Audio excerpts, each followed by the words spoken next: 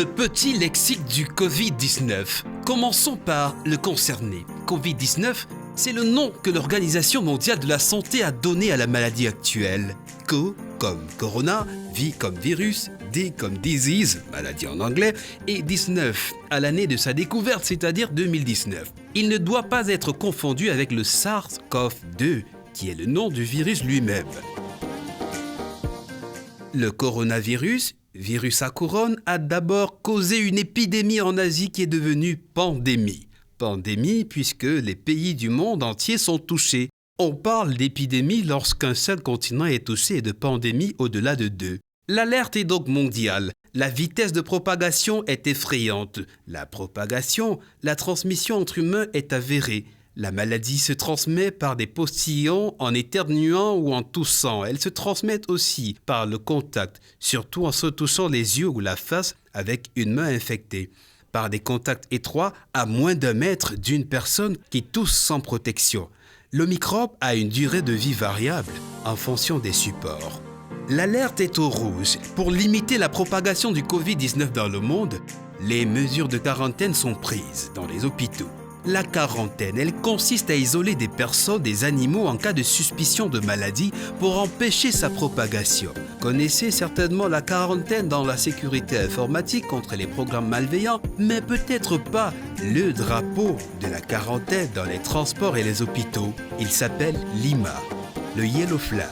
La quarantaine ne décrit plus nécessairement une période d'isolement des 40 jours comme à l'origine où elle désignait les 40 jours du carême. Elle est réduite à 14 jours comme c'est le cas avec l'actuel coronavirus. 14 jours, c'est aussi le temps d'incubation, c'est-à-dire la période entre la contamination et l'apparition des premiers symptômes de maladie. Quand il s'agit de personnes malades, confirmées, on parle d'isolement.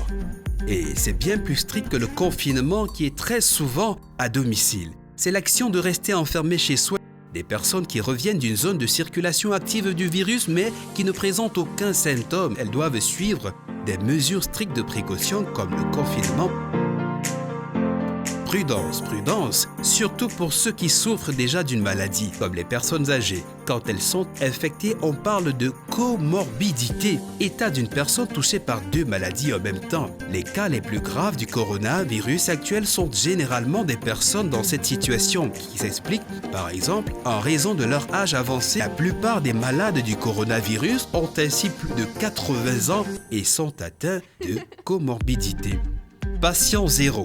Le patient zéro fait référence à la toute première personne à apporter l'épidémie dans un lieu précis. Le dépister permet ainsi de remonter la chaîne de contamination et déterminer vers quelle zone l'épidémie risque de se développer.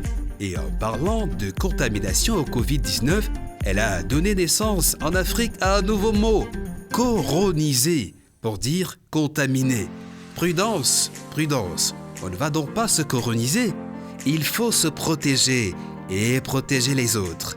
Briser la chaîne brûlante de la fièvre du Covid-19.